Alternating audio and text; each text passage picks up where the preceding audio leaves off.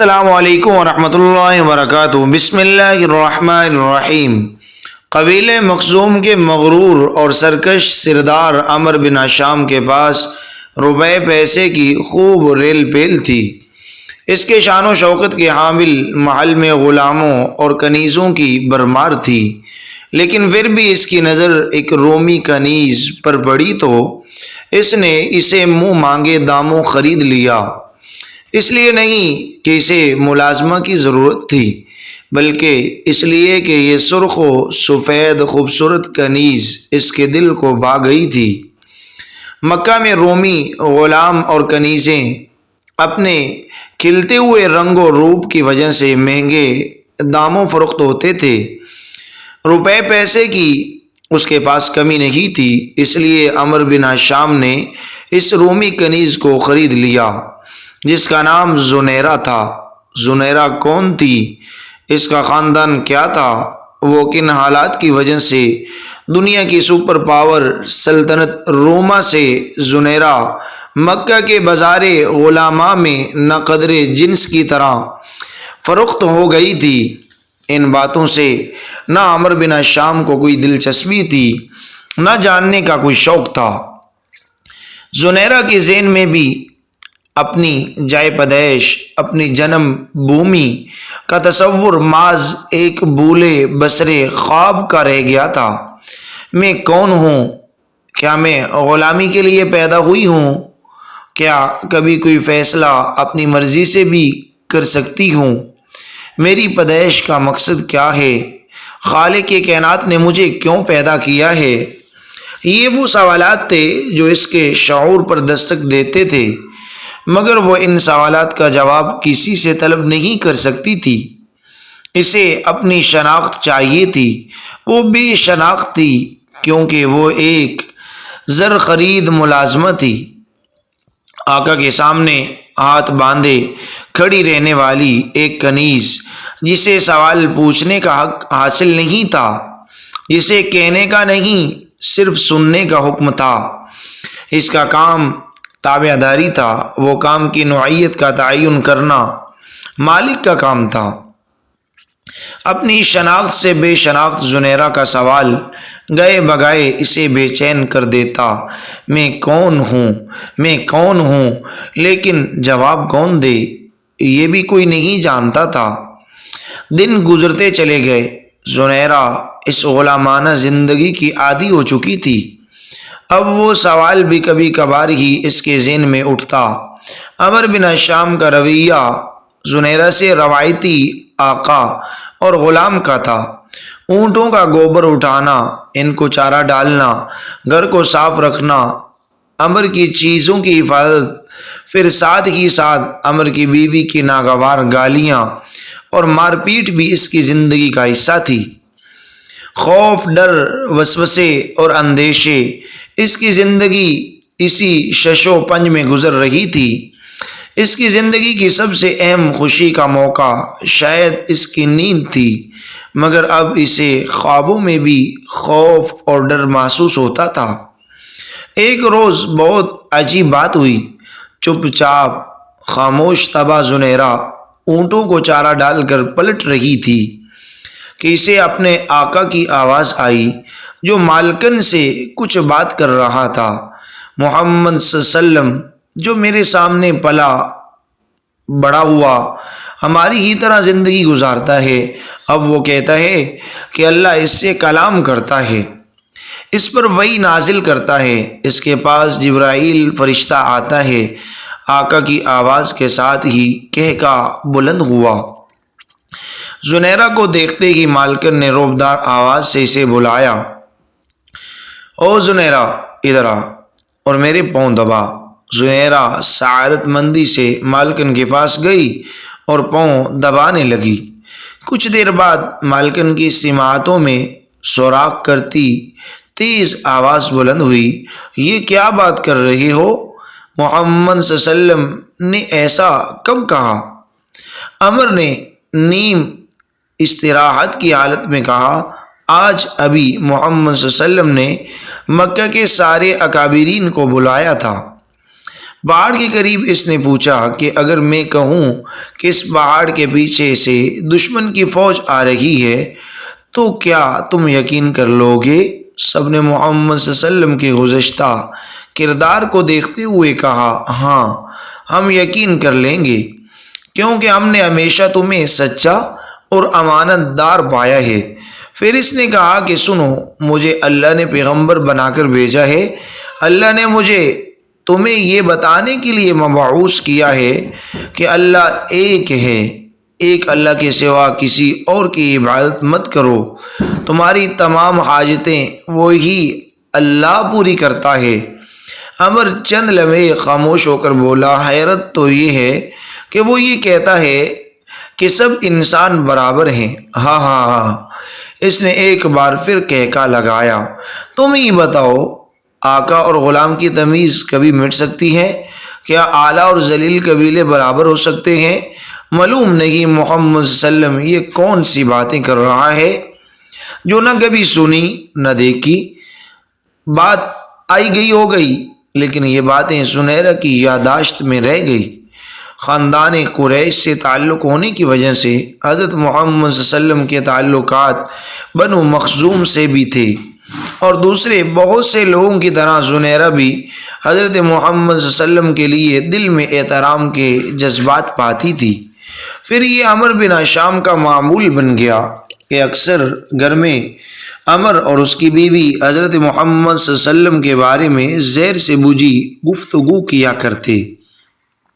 نہ جانے کیا بات تھی کہ عمر بن ہشام جتنا حضرت محمد صلی اللہ علیہ وسلم کے خلاف زہر اگلتا، اتنا ہی زنیرہ کے دل میں حضرت محمد صلی اللہ علیہ وسلم کا احترام بڑھتا چلا جاتا۔ پھر ایک عجیب واقعہ ہوا۔ ابو جہل کی ہی سمیہ نامی بوڑھی کنیز نے حضرت زنیرہ سے حضرت محمد صلی اللہ علیہ وسلم کے متعلق باتیں کرنا شروع کر دی۔ ایک رات سمیہ نے بتایا کہ آج شام سمیہ رضی اللہ تعالی عنہا اور ان کے شوہر یاسر اور دو بیٹوں عمار اور عبداللہ رضوان اللہ علیہم اجمعین نے اسلام قبول کر لیا ہے، اور زنیرہ کو ہدایت کی یہ بات کسی کو نہ بتانا۔ حضرت سمیہ رضی اللہ تعالی عنہا کا خاندان چوری چھپے نور نبوت سے اپنے قلوب اور روح کو منور کرتا رہا۔ سمیہ رضی اللہ تعالی عنہا نے زنیرہ کو بتایا کہ رسول اللہ صلی اللہ علیہ وسلم اللہ کا یہ پیغام لے کر آئے ہیں کہ اللہ ایک ہے، اللہ ہی کی عبادت کرو اور اپنے تصور و خیال سے بنائے گئے تمام بتوں کو توڑ پھینکو۔ اللہ نے ہر انسان کو آزاد پیدا کیا ہے، سب انسان آپس میں برابر ہیں، نہ عربی کو عجمی پر فوقیت حاصل ہے، نہ ہی عجمی عربی سے بڑھ کر ہے، نہ مرد کو عورت پر فضیلت ہے اور نہ ہی عورت کو مرد پر۔ اللہ کے نزدیک بزرگی کا صحیح حقدار اور پسندیدہ وہ ہے جو متقی ہے، جس کے اندر اللہ کی صفات کا نور ٹھاٹھے مار رہا ہو۔ ان باتوں میں زنیرہ کے بے شمار سوالوں کا جواب موجود تھا۔ اس کی بے چینی اور بے کلی کو قرار آ گیا اور سکون کا احساس دل و دماغ میں پیوست ہو گیا۔ زندگی وہی تھی، سارے دن کولو کے بیل کی طرح کام کرنا، بات بات پر گالیاں سننا اور مار کھانا، مگر رسول اللہ صلی اللہ علیہ وسلم نے سکون کا کتنا آسان نسخے کیمیا اسے عطا کر دیا تھا۔ ایک روز نہ جانے کس طرح وہ سمیہ رضی اللہ تعالی عنہا کے ساتھ بارگاہ رسالت میں حاضر ہوئی۔ سراپا محبت و رحمت اصلی نے شفقت سے اس کے سر پر ہاتھ پھیرا اور دعائیں دی۔ برسوں محبت کے لیے ترسی ہوئی زنیرہ کی آنکھیں ڈبا گئی، دل میں دبی ہوئی محرومیوں کا آتش فشاں گویا پھٹ پڑا اور وہ پھوٹ پھوٹ کر رو دی۔ اس کے وام و گمان میں بھی نہیں تھا کہ کوئی اس غلام کو محبت سے دیکھ بھی سکتا ہے۔ مالک کا غلاموں پر احکامات صادر کرنا، ڈانٹ ڈپٹ، گالیاں اور مار پیٹ، بس یہی کچھ تو اس نے دیکھا تھا۔ رسول اللہ صلی اللہ علیہ وسلم نے اسے آگاہ کیا کہ انسان اشرف المخلوقات ہے، انسان اللہ کا نائب اور خلیفہ ہے، اللہ کے قادرانہ اوصاف کا امین ہے، صفات الہیہ سے واقف اور ملائے اعلیٰ کی آخری حدوں سے بہت آگے کا شعور رکھنے والا ہے۔ ہر انسان کو اللہ نے یہ ملکہ خصوصی عطا کیا ہے کہ جو شخص بھی سچے جذبے، عجز و انکساری سے اس رستے پر قدم اٹھا لے گا، وہ دنیا میں چاہے کتنے ہی نچلے درجے پر فائز ہو، وہ اللہ کے نزدیک پسندیدہ اور مقرب بن جائے گا۔ نور نبوت کی ضیاء پاشیوں سے زنیرہ کا باطن آفتاب کی طرح روشن ہو گیا تھا۔ دل تو نہ جانے کب سے اس خدائی پکار پر سر تسلیم خم کر چکا تھا، شاید یہ ازل کی پیاس تھی، نور نبوت نے جسے سیراب کر دیا اور ساری تشنیع لبی جاتی رہی۔ اس نے فوری طور پر اسلام قبول کر لیا۔ اب وہ ایک معمولی کنیز سے رسول اللہ صلی اللہ علیہ وسلم کی عظیم المرتبت صحابیہ زنیرہ رضی اللہ تعالی عنہا بن گئی۔ رسول اللہ صلی اللہ علیہ وسلم نے حضرت زنیرہ رضی اللہ تعالی عنہا کو اللہ کے قرب کے لیے چند طریقے مرحمت فرمائے اور تاکید فرمائی کہ ابھی اپنے قبول اسلام کا اعلان نہ کرے۔ زنیرہ رضی اللہ تعالی عنہا دولت ایمان سے سرفراز ہونے کے بعد واپس آ گئی، لیکن عشق اور مشق چھپائے نہیں چھپتا۔ عمر بن شام کو آخر معلوم ہو ہی گیا کہ زنیرہ رضی اللہ تعالی عنہا مسلمان ہو گئی ہیں اور عشق حقیقی پر قدم رکھ دیا ہے۔ پھر اس کی جہالت و ظلم کا وہ باب کھلا کہ جس کی بنا پر اس کا نام ابو جہل مشہور ہو گیا، اور آج بھی اس کا اصل نام عمر بن شام بہت کم لوگ جانتے ہیں۔ ابو جہل نے حضرت زنیرہ رضی اللہ تعالی عنہا پر ظلم و ستم کے پہاڑ توڑنے شروع کر دیے۔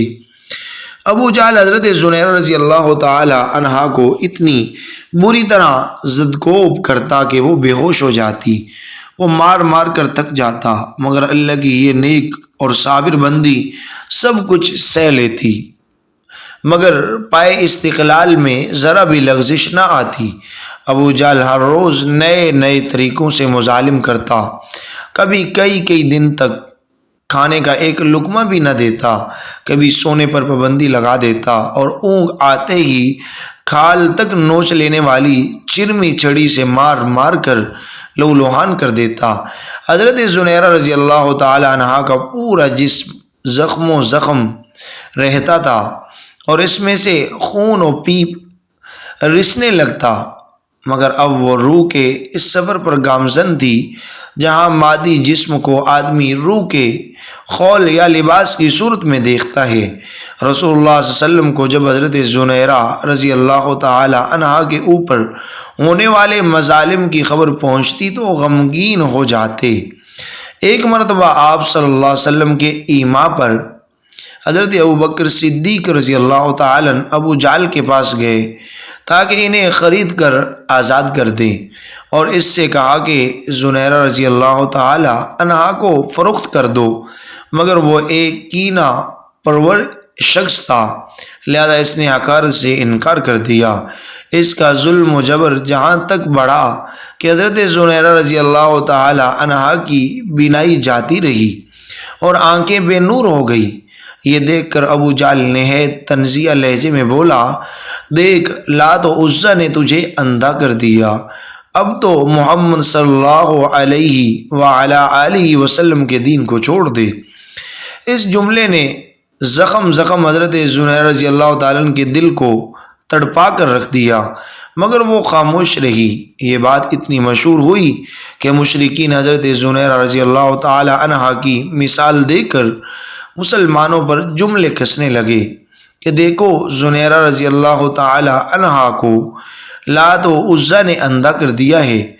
ایک روز چند مشرکین نے یہ بات حضرت زنیرہ رضی اللہ تعالی عنہا کے سامنے کہی تو حضرت زنیرہ رضی اللہ تعالی عنہا نے تڑپ کر کہا، خدا کی قسم، لات و عزیٰ لکڑی و پتھر کے بت ہیں، وہ کیا جانے کہ کون انہیں پونج رہا ہے اور کون نہیں پونجتا۔ اگر میری بینائی ذیل ہو گئی ہے تو یہ مصیبت میرے لیے اللہ کا ایک امتحان ہے، اگر وہ چاہے تو میری بینائی واپس بھی دے سکتا ہے۔ حضرت زنیرہ رضی اللہ تعالیٰ عنہ کی بات سن کر سارے مشرکین نے تنزیہ کہکا لگایا اور زیادہ مضحکہ خیز انداز میں حضرت زنیرہ رضی اللہ تعالی عنہ کی یہ بات سب کو ہنس ہنس کر بتانے لگے۔ پورے دن حضرت زنیرہ رضی اللہ تعالی عنہ کی اس بات کا تذکرہ کر کے شرک کے پیروکار کہکا لگاتے رہے، مذاق اڑاتے اور مسلمانوں کے جذبات مجروح کرتے رہے۔ اگلے روز حضرت زنیرہ رضی اللہ تعالی عنہ سو کر بیدار ہوئی تو ان بے نور آنکھوں میں روشنی آ چکی تھی۔ اب ان کی بینائی پہلے سے بھی کئی زیادہ تیز تھی۔ حضرت زنیرہ رضی اللہ تعالی عنہ کی بینائی واپس لوٹنے کی خبر بھی مکہ میں جنگل کی آگ کی طرح پھیل گئی۔ کل تک جو لوگ حضرت زنیرہ رضی اللہ تعالی عنہ کی بات کا مزے لے لے کر مضحکہ اور تمسخر اڑا رہے تھے، انہیں سام سونگ گیا تھا۔ خصوصاً ابو جہل تو شرم کے مارے گھر سے ہی نہ نکلا۔ اسی روز حضرت ابوبکر صدیق رضی اللہ تعالیٰ عنہ ابو جہل کے پاس دوبارہ آئے اور کہا کہ اگر تم زنیرہ رضی اللہ تعالیٰ عنہ کو فروخت کر دو تو میں اس کے دگنے دام دوں گا اور تم اس سے زیادہ طاقتور اور محنتی کنیز خرید سکو گے۔ ابو جہل زنیرہ رضی اللہ تعالی عنہ کو اپنے پاس اب مزید نہیں رکھنا چاہتا تھا، ویسے بھی اپنی ہی بات کی وجہ سے اسے سب کی اٹھانی پڑی تھی، اس لیے اس نے کئی گنا زیادہ دام پر حضرت زنیرہ رضی اللہ تعالی عنہ کو فروخت کر دیا اور حضرت ابوبکر صدیق رضی اللہ تعالی عنہ نے ان کو آزاد کر دیا۔